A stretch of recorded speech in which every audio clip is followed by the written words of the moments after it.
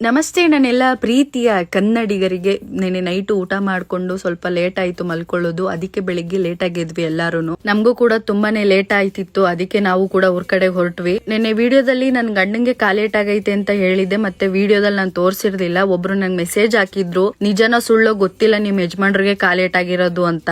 ವಿಡಿಯೋಗಳಲ್ಲಿ ಸುಳ್ಳು ಹೇಳ್ಕೊಂಡು ಏನು ಸಾಧನೆ ಮಾಡ್ಬೇಕಾದ ಅವಶ್ಯಕತೆ ನಮ್ಗಿಲ್ಲ. ವ್ಲಾಗ್ ಅಂತಂದ್ಮೇಲೆ ಇರೋ ರೀತಿಲಿ ಮಾತಾಡ್ಬೇಕೆ ಹೊರತು ಸುಳ್ಳೆಲ್ಲ ಹೇಳ್ಬಾರ್ದು. ನನ್ ಮಾತಿಂದ ನಿಮ್ಗೆ ಮನ್ಸಿಗೆ ಬೇಜಾರಾಗಿದ್ರೆ ದಯವಿಟ್ಟು ಕ್ಷಮಿಸಿ. ಮತ್ತೆ ನಾವು ಕೂಡ ಊರ್ ಕಡೆ ಹೊರಟ್ವಿ, ಆದ್ರೆ ಒಂದು ಕೆಲ್ಸ ಬಾಕಿ ಇತ್ತು, ಆ ಕೆಲ್ಸ ಮಾಡಿರ್ಲಿಲ್ಲ.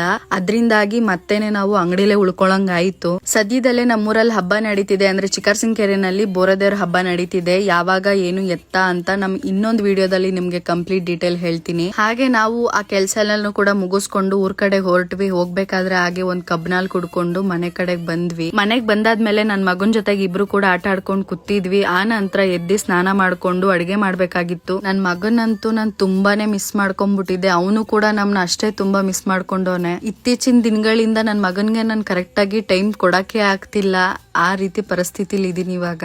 ಆದಷ್ಟು ನನ್ ಮಗನ್ ಖುಷಿ ಕಡೆನೂ ಗಮನ ಕೊಡ್ಬೇಕು.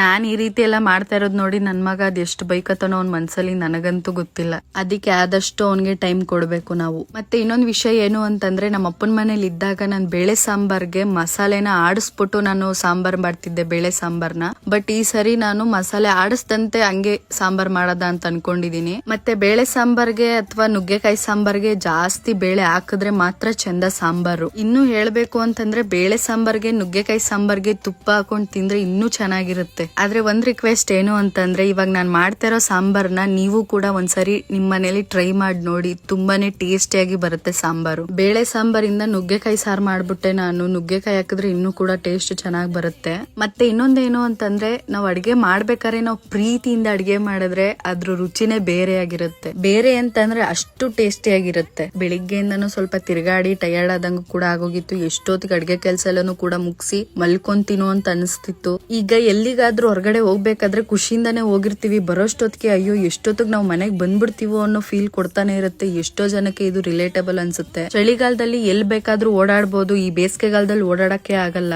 ಬೇಸಿಗೆಗಾಲದಲ್ಲಿ ಹೊರಗಡೆ ಹೋಗಿ ಬಂದ್ಬಿಟ್ರೆ ಸಾಕು, ಮುಖ ಕೈ ಕಾಲು ಎಲ್ಲಾನು ಕೂಡ ಟ್ಯಾನ್ ಆಗ್ಬಿಟ್ಟಿರುತ್ತೆ. ಇವಾಗ್ಲಂತೂ ತಿರ್ಗಾಟಗಳು ಜಾಸ್ತಿ ಆಗ್ಬಿಟ್ಟೈತೆ. ಕಾಲಲ್ಲಿ ಟ್ಯಾನ್ ಆಗಿರೋದು ಇನ್ನೂ ಕೂಡ ಹೋಗಿಲ್ಲ. ನಾನು ಬೇಗ ಅಡ್ಗೆ ಕೆಲ್ಸ ಎಲ್ಲಾನು ಕೂಡ ಮುಗಿಸ್ಬಿಟ್ಟು, ಎಡಿಟಿಂಗ್ ಕೆಲಸ ತುಂಬಾ ಅಂದ್ರೆ ತುಂಬಾನೇ ಇತ್ತು, ಅದಕ್ಕೆ ಜಲ್ದಿ ಅಡ್ಗೆ ಕೆಲಸ ಎಲ್ಲ ಮುಗಿಸ್ಬಿಟ್ಟು ಬೇಗ ಎಡಿಟಿಂಗ್ಗೆ ಕುತ್ಕೊಂಡೆ. ನಾವು ಬೇರೆ ಕೆಲಸಗಳನ್ನ ಬೇಕಾಬಿಟ್ಟಿ ಮಾಡ್ಬೋದು, ಬಟ್ ಎಡಿಟಿಂಗ್ ಕೆಲಸ ಅಂತಂದ್ರೆ ನಿಧಾನಕ್ಕೆ ತಾಳ್ಮೆಯಿಂದ ಮಾಡ್ಬೇಕು ಎಡಿಟಿಂಗ್ ನ. ಬೇರೆ ವಿಚಾರದಲ್ಲಿ ತಾಳ್ಮೆ ಕಳ್ಕೊಬಿಡ್ತೀನಿ, ಬಟ್ ಎಡಿಟಿಂಗ್ ವಿಚಾರದಲ್ಲಿ ತುಂಬಾನೇ ತಾಳ್ಮೆ ನನ್ಗೆ.